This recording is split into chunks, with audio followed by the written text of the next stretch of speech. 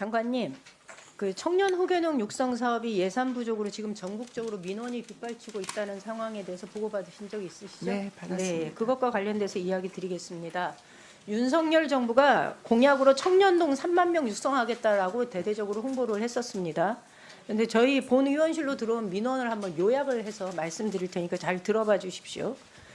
2024년 청년 창업농 심사 시 매우 엄격한 절차와 심사를 거쳐 선발했습니다. 그리고 24년 8월에서 9월 갑자기 느닷없이 예산이 소진되었다며 정책 자금을 막아버렸습니다. 이때 각 지자체에서는 신청자들 선정된 사람들한테 일시적 현상이니 조금만 기다려라. 기다리면 25년 1월 2일부터 정산 지원 가능하다. 이렇게 유선으로 통지를 했습니다. 그러다가 24년 11월 말경에 뜬금없이 선정자들로 하여금 재심사해야 되니까 다시 서류 제출해달라라고 얘기를 했습니다. 당시 농림부는 일종의 요식행위니까 조금 불편하더라도 이에 응해 주십시오라는 요구를 덧붙였다고 합니다. 그리고 25년 1월 2일 농림부는 전국에서 신청한 3,845명의 신청자 중에서요. 982명만을 대상자로 선정했고 결국 신청자의 75%가 탈락했습니다. 이러다 보니까 대출이 가능할 것이라고 판단했던 사람들이 미리 농지계약서 등을 작성해서 준비를 하고 있었는데 이런 후계농들은 계약 불이행에 따른 피해를 떠안게 됐습니다. 지난해 자금 소진으로 대출을 받지 못한 전남 담양의 한 청년농은 정부가 예산이 편성되면 지난해 대출을 받지 못한 대상자를 우선적으로 우대해 주겠다고 선별했는데 결국 탈락했다. 그래서 시설하우스를 세우려고 준비를 했는데 대출이 안 돼서 계약금을 날리게 생겼다라고 피해를 호소하기도 합니다. 이런 사례가 어디 한두 건입니까?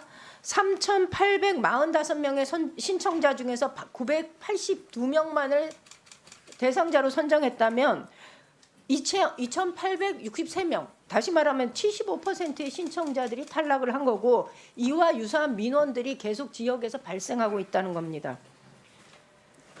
후계농업인 그러니까 안동시의 경우 한번 살펴봤습니다. 그때 안동시의 경우에 상반기 자금 배정 결과를 보니 청년 농업인 신청자 28명 중에서 3명이 선정되었고요.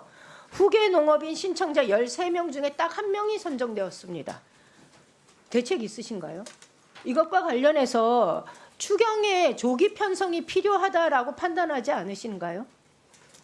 지금 의원님 말씀해 주신 사항을 저도 보고를 네. 받았고요. 네, 좀 짧게 답변해 주시면 좋겠습니다. 그래서 저희가 네. 지금 작년도에 11월 15일까지 계약자 그리고 계약금을 이미 이체 완료한 분들에 대해서는 지금 12월 9일까지 해서 바로 그게 그게요 이렇게 해가지고 네. 이 75%가 넘는 피해자들을 그러니까 신청했지만 탈락한 사람들을 구제할 방법은 없습니다. 지금 이게 그러니까 절대적으로 예산이 부족해서 생긴 건데 네. 제가 궁금한 거는 이것의 현황을 파악하고 계시다면 추경의 편성이 필요하다라는 의견을 지금 농림부에서 기재부에다 제출해야 되는 것이 아닌가. 그것이 국무위원으로서 지금 상황을 타개할 수 있는 유일한 대안이 아닌가라는 생각을 답변을 듣고 싶은 겁니다. 지금 하여튼 여러모로 저희가 지금 추가 지원 방안을 강구하려고 지금 생각하고 있습니다. 예, 근데 건의해 주시기 바랍니다. 다만 예. 의원님 이런 게 있습니다. 그동안은 이게 선착순으로 신청하면 선착순으로 지원이 됐는데 저희들이 그렇게 해서는 이제 너무 무리가 따르니까 말하자면 좀 상환 능력이 있고 영농 계획서나 계약이 확실히 증빙된 경우 뭐 이렇게 네. 좀 원칙을 바꿨거든요. 작년도에. 그러면 애초에 예. 공고문을 낼 때 네. 올해는 5,000명 하겠습니다라고 해서 대대적으로 홍보하면서 네. 이렇게 제출하시면 안 되는 겁니다.